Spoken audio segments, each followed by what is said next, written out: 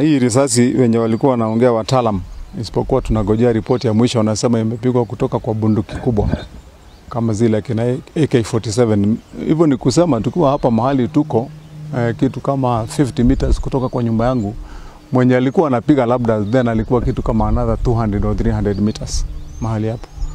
So sasa swali ni nani, mchana sio usiku, mchana saa 9:30. So swali ni kitu gani ilikuwa inalengwa masaa saa 6:30. Nimesikia kwa saa 9:30. Hakuna ripoti kamili imetoka saa hizi ya kusema ni nani ama ni akina nani, na isipokuwa hatutaki kuwa wenye kuuza uoga ama kununua uoga sisi wenyewe. Ni lazima tuongee kwa tahadhari, kwa vile ni makosa kubwa sana kusemekana mahali ambapo mimi kama governor wa Kiambu ninaishi, just about 50 meters from my house, na less than 20 meters mahali nilikuwa nimesimama wakati huo, kwa vile nilikuwa nimesimama hapa nyuma, ati risasi imetoka kwa hewa juu, imekuja imeanguka karibu iwe watoto wa huyu mama. Muhimu wafanye kazi ambayo inastahili na tuweze kujua wazi bila jambo lolote kufichwa ni nani huyu alipiga risasi, alipigia wapi, kusudi, kisa na maana lazima ijulikane. Kwa vile risasi iko hapa haijafichwa, inaweza kuangaliwa, ijulikane imetoka kwa bunduki gani, aina gani, mwenye kutumia hiyo bunduki ama mwenye amepewa hiyo bunduki ni nani, kwa vile bunduki zinapeanangwa na leseni.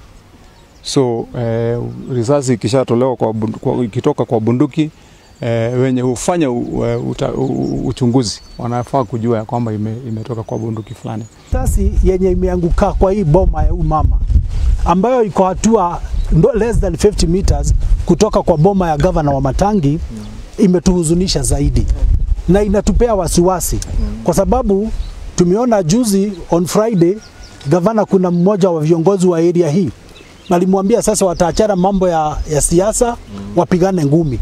Tunataka kuuliza kama ni ngumi ya aina hii ndio labda alikuwa anaambiwa, kwa sababu gani atimulio risasi inaanguka karibu na governor, boma ya governor, na security agencies ambao wako hapo karibu wanasema hawajajua. Naomba serikali waweze kubeef up security ya governor wetu going forward, na tusileteane mchezo. This one we are very serious about it, ya kwamba security ya governor wa Matangi isichukuliwe mzaha, na going forward hata naomba hata wale MCAs ambao wanashikilianga governor pia wao waweze kuangaliwa vizuri, kwa sababu tumetishiwa maisha na some of these leaders wa kutoka eneo hili letu, na tutachukulia kututisha yao hivi kama mzaha. Tunataka kuchukulia hiyo kututisha yao inaweza kuwa hii njia moja ya kutaka kutusi tunyamaze. Majina naitwa Margaret Jerry Jogona, mkaaji wa Kebiko, Kiambu County. Nilikuwa nimepumzika sebureni, nikasikia kitu imegoga mabati. Kuangalia nikadhani ni jiwe, na nikaenda nikapaguza kitanda mchanga, kisha nikarudi. Sikufikiria ni nini hiyo. Kisha nikaenda ndio nilienda nikaona shimo huko kwa mabati. Nilipoangalia chini nikaona hii risasi. Ndio sasa nikashindwa ni nani huyo nani anatuwinda. Hii tunakaa tu tuna wasiwasi sana sababu hatujui ni nini kingine kimepangwa. Niliripoti Kebiko Police Station. Kisha nikaenda nikaripotia hao askari wenye wanakuanga huko kwa governor.